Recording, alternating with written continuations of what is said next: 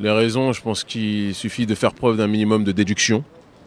On a, après ma libération, après que j'ai été blanchi n'est pas le terme adéquat, surtout actuellement, mais après que j'ai été relaxé par la justice sénégalaise, suite à mon action visant à brûler symboliquement un billet de francs CFA pour exposer la douleur, la souffrance d'une population africaine qui se fait paupériser, qui se fait ostraciser financièrement, qui se fait coloniser économiquement.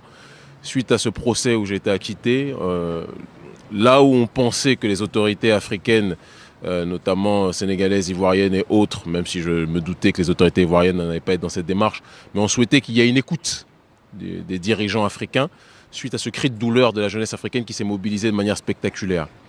Mais au lieu de ça, on a eu un crachat au visage. On a eu le président Alassane Dramane Ouattara qui a été reçu par le président Macron et qui ont chanté tous les deux les louanges du franc CFA en une période où jamais depuis le début de la création du franc CFA, la jeunesse africaine ne s'est autant mobilisée. On a pris ça comme une injure et donc j'ai décidé, après mûre réflexion et en concertation avec les autres membres de mon ONG, de lancer un appel à la mobilisation en guise de légitime défense, d'accord, en date du 16 septembre, visant à exprimer la volonté de cette jeunesse africaine de s'autodéterminer. Ce n'est pas un combat contre le blanc, comme les médias caricaturaux du monde essayent de le faire croire. Le journal Le Monde est vraiment l'une des plus grandes escroqueries que je n'ai jamais vues et je suis content qu'il se dévoile enfin. Ce n'est pas un message raciste contre des Occidentaux, parce qu'il y a des Occidentaux prolétaires qui nous soutiennent aussi. C'est un combat des prolétaires, des damnés de la terre, comme disait Frantz Fanon, contre l'oligarchie financière. Et l'oligarchie financière n'a pas de couleur. La preuve en est, c'est qu'elle a des partisans noirs. Macky Sall en est l'un de ses partisans, il vient de l'illustrer. Et il y a le gouvernement français qui est présent. Alors, est-ce que vous avez été maltraité physiquement ou verbalement pendant cette expulsion ou...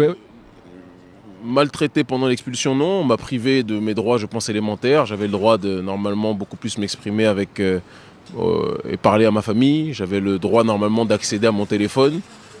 Un certain nombre de choses n'ont pas été faites, mais je n'ai pas été bousculé. Il y avait même à l'intérieur de la police, c'est une réalité, on est très écouté et très suivi en Afrique. Donc même à l'intérieur de la police, il y avait des gens qui étaient nos sympathisants aussi et qui étaient tristes de devoir accomplir cette triste besogne.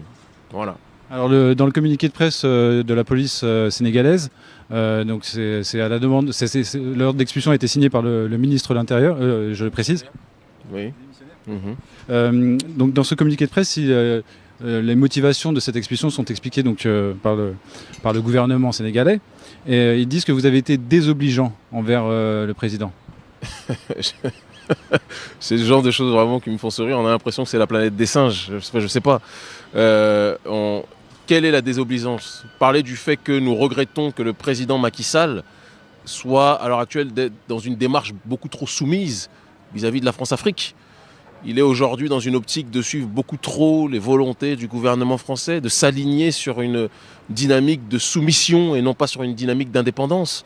Est-ce que dire cela, c'est être désobligeant? En aucun cas. J'ai même dit que je ne comprenais pas qu'un président intelligent comme le président Macky Sall puisse suivre cette voie de la perte de soi, de la perte de l'identité, de l'oubli de la fierté, de la démission de soi. Le Sénégal est le pays de Cheikh Anta Diop.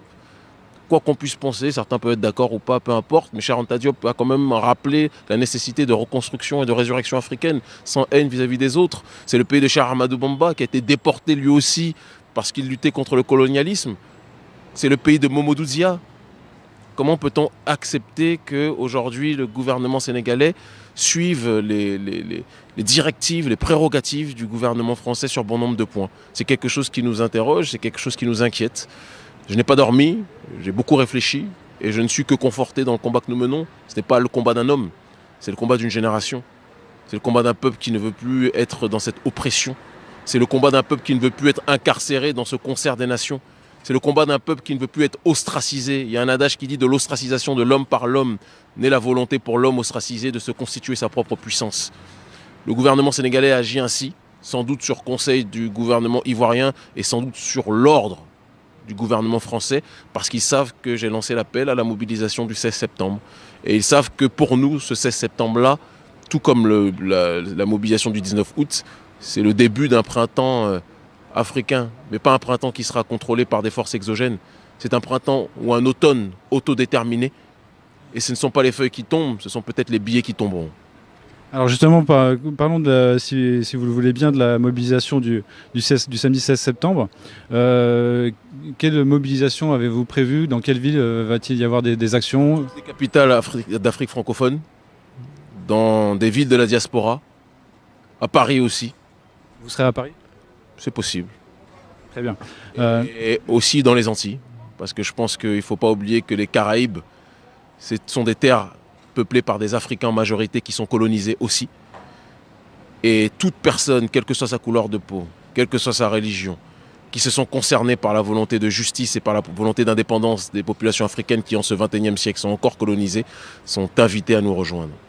Alors il est vrai que vous avez été abondamment calomnié dans les médias mainstream. J'ai une question qui vous permettra de répondre en quelques mots si vous le voulez bien. Pouvez-vous nous donner votre conception du panafricanisme? Je n'ai pas à donner de conception du panafricanisme, je suis en harmonie avec ce que vit la jeunesse africaine.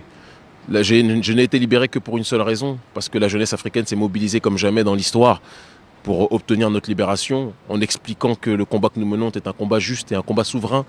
Maintenant, il y a des personnes qui aiment chanter telles des hirondelles et émettre des sons qui sont agréables aux oreilles du puissant. C'est l'histoire qui veut ça, mais ces gens-là sont une minorité.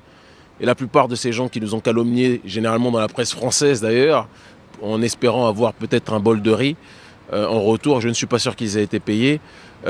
Ces individus-là, malheureusement, ne sont pas écoutés par la masse, ou heureusement, et sont, pour ne pas dire même méprisés par cette masse-là. Et c'est ce qui compte le plus pour nous. Ok, très bien, merci beaucoup. Est-ce que vous avez un dernier message à faire passer? Le message à donner, à faire passer, est que toute la jeunesse africaine, francophone et au-delà, et tous les damnés de la terre, quelle que soit leur couleur de peau, ne doivent pas oublier que le 16 septembre va être une journée où les puissants vont se rappeler que le peuple ne dort pas. Merci.